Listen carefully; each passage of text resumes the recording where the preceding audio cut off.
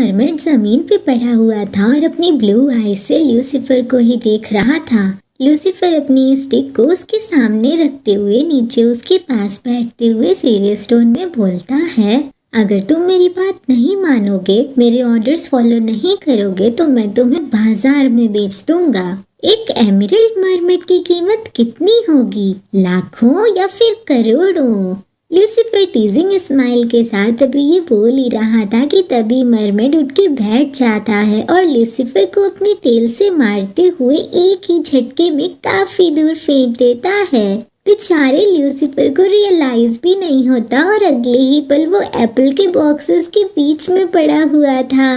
वो अभी दर्द में करा ही रहा होता है कि तभी मरमेड कोड़े को अपने हाथ में पकड़ लेता है और अपनी ओर खींचने लगता है। अब तक तो ल्यूसीफर काफी गुस्से में आ चुका था। वो अपने दांत ग्रिट करते हुए गुस्से में मरमेड से बोलता है, मैं तुम्हारा मास्टर हूँ, तुम्हारी हिम्मत कैसे हुई ऐसा? ल्यूसीफर की बात अभी पूरी भी नहीं हुई होती है कि तभी मरमेड अचानक से उसे अपनी ओर खींचता है और एफर्टलेसली उसे गोल गोल घुमाने लगता है, बिल्कुल एक बॉल की तरह। माइकल मरमेड तो सुपर स्ट्रांग था, इसीलिए उसके लिए ऐसा करना बाएं हाथ का खेल था।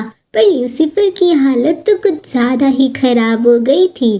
माइकल जब ल्यूसीफर को छोड़ता है तो ल्यूसीफर वॉमिट करने लगता है। फिर वो अपने फेस को क्लीन करते हुए खुद से कहता है, इस बदतमीज मरमेड को तो मैं कभी माफ नहीं करूंगा।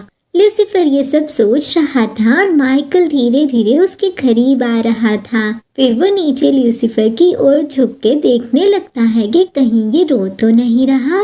ल्यूसीफर जब देखता है कि मरमेड उसे ऐसे देख रहा है तो वो मुंह बनाते हुए चिल्ला के बोलता है, आखिर तुम मुझे ऐसे क्यों देख रहे हो? हाँ, कल तो मैं तुम्हें बेच ही दूंगा। अगला दिन भी आ जाता है।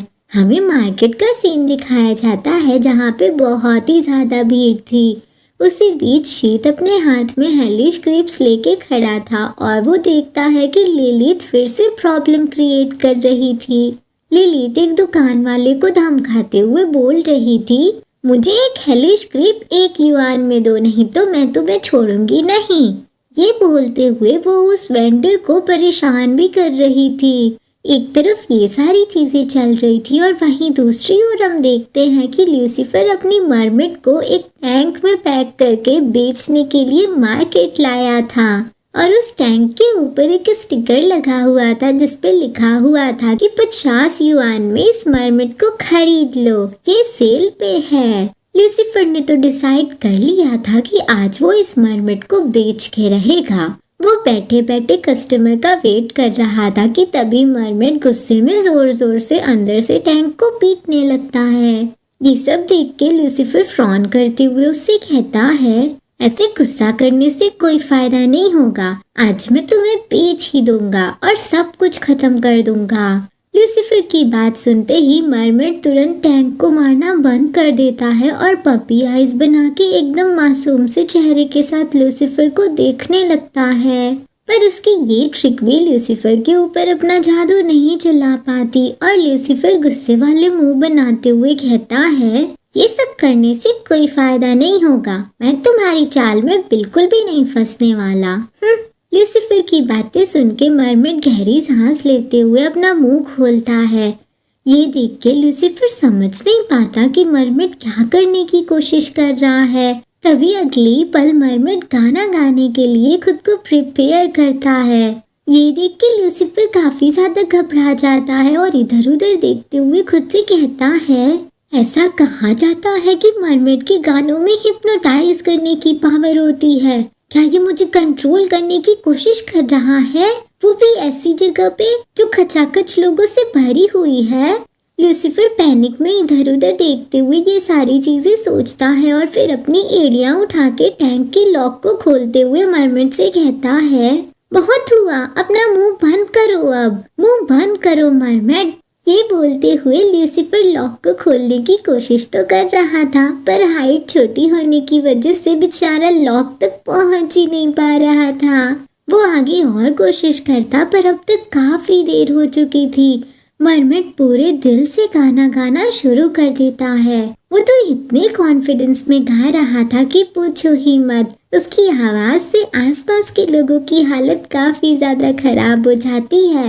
लूसीफर तो शॉक में कांपने ही लगता है। कुछ लोगों को गाना इतना भयानक लग रहा था कि उन्होंने डर के मारे अपने कान ही बंद कर लिए थे। मरमेड की आवाज सुन के कुछ लोगों ने जमीन पे रेंगना शुरू कर दिया था और कुछ लोगों के लिए गाना इतना पेनफुल था कि उनकी बॉडी में जितने भी छेद थे सभी से खून निकलने लगा था। आसपास के लोग इतने ज्यादा परेशान हो रहे थे पर मरमेड को तो कोई फिक्र ही नहीं थी। वो तो मजे से गाना गा रहा था। रात हो जाती है और हम देखते हैं कि मरमेड अभी भी लूसीफर के साथ में ही था क्योंकि किसी ने उसे खरीदा ही नहीं। और इन द एंड रिजल्ट ये हुआ कि लूसीफर का मरमेड को बेचने का प्लान अनसक्सेसफुल रहा। मरमेड अपने दोनों हाथों को फोल्ड करके लूसीफर को अपना नाम बता रहा था पर लूसीफर को इसमें कोई भी इंटरेस्ट नहीं आता। वो अपना सिर पकड़ के बैठा हुआ था और मरमेड की बात में कोई भी इंटरेस्ट ना दिखाते हुए फ्रॉन करके बोलता है, मुझे तुम्हारे नाम से कोई लेना देना नहीं है। गाइस, मुझे तो बेचारे लूसीफर के लिए बहुत बुरा लग रहा है। कितनी मेहनत की थी इसने मरमेड को बेचने की पर फिर भी उसे बेच ही नहीं पाया। गाइस, यहाँ पे ये सर्कस वाला एक्स्ट्रा पार्ट एंड होता है और हम वापस से मेन स्टोरी को स्टार्ट कर रहे हैं। जंगल के बीच में हमें एक घर दिखाया जाता है जिसके अंदर टेबल पे ढेर सारी मेडिसिन, चाकू और बैंडेज रखे हुए थे। साथ में एक लकड़ी के बर्तन में पानी और कपड़ा भी रखा हुआ था। ये सब देख के ऐसा लग रहा था जैसे किसी इंजर्ड पर्सन के घाव को ट्रीट किया गया हो वहाँ पे। वो इंजर्ड पर्सन और कोई नहीं बल्कि लूसीफर था। उसके शरीर के कई हिस्सों पे बैंडेज लगे हुए थे। ऐसा लग रहा था जैसे उसे काफी ज्यादा चोट लगी थी। उसके विंग्स की हालत भी कुछ ठीक नहीं लग रही थी। उसके फैदर्स इधर उधर से टूटे हुए थे। लूसीफर की हालत भी कुछ ठीक नहीं लग रही थी। वो काफी डरा हुआ था और उसकी पूरी बॉडी कांप रही थी डर के मारे। उसके सामने एक अंडा रखा हुआ था जिसे देख के वो डरते हुए बोल रहा था, नहीं, ऐसा नहीं हो सकता। इसके बारे में किसी को भी पता नहीं चलना चाहिए। लूसीफर तो ये सब बोल ही रहा था पर वो अंडा भी लूसीफर को देख के मन में सोच रहा था कि मुझे फिर से यही सब दिख रहा है। ये पर्सन मेरा फादर है पर इसे इतनी सारी चोट क्यों लगी हुई है। वो अंडा ये सब सोच रहा था कि तभी लूसीफर अपना सिर पकड़ के दर्द में कराहते हुए कहता है, बहुत ज्यादा दर्द हो रहा है। उसकी बॉडी बहुत ज्यादा कांप रही थी। वो धीरे धीरे उठ के खड़ा होता है पर वो बहुत ज्यादा लड़खड़ा रहा था। वो नीचे झुकते हुए कहता है, नहीं, मैं एक ताकतवर एंजल हूँ। ये कहते हुए वो नीचे रखे पत्थर को उठाने के लिए झुकता है। लूसीफर की इतनी खराब हालत देख के उस अंडे को उसकी बहुत ज्यादा फिक्र हो रही थी और वो उसे देखते हुए मन में बोल रहा था, क्या तुम ठीक हो? तभी हम देखते हैं कि लूसीफर उस पत्थर को उठाता है और अंडे को देखते हुए रोते रोते बोलता है, मैं पावरफुल और स्ट्रांग हूँ। मैं ब्रिलियंट मॉर्निंग स्टार हूँ। पर हकीकत में तो मैं एक मजाक बन के रह गया हूँ कि मैंने ये अंडा दिया है। ये मेरी बॉडी से निकला है। लूसीफर की इस बात को सुन के अंडा मन में सोचता है, क्या मेरी एग्जिस्टेंस इतनी बेकार है? क्या मैं इस दुनिया में रहना डिजर्व नहीं करता?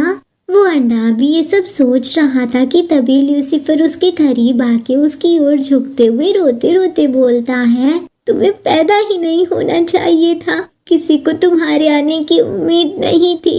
लूसीफर रोते रोते अभी ये सब बोल ही रहा था कि तभी वो अंडा क्रैक होने लगता है। लूसीफर तो बहुत ही ज्यादा रो रहा था। उसकी आंखों से ठप ठप आंसू निकलते ही जा रहे थे। वो अपने हाथ में लिए पत्थर को और जोर से पकड़ते हुए उस अंडे से आगे बोलता है, तुम हमें बर्बाद कर दोगे। चले जाओ हमारी जिंदगी से। तुम्हें जाना ही होगा। चले जाओ। ये बोलते हुए लूसीफर धीरे धीरे हिम्मत करके उस पत्थर को ऊपर करता है और एक ही बार में जोर से पत्थर मार के उस अंडे को फोड़ देता है। अंडा फट चुका था और लूसीफर बहुत ही ज्यादा रो रहा था। इसी के साथ हमें ल्यूसियन की चीख सुनाई देती है और हमें पता चलता है कि ये तो ल्यूसियन का एक सपना था।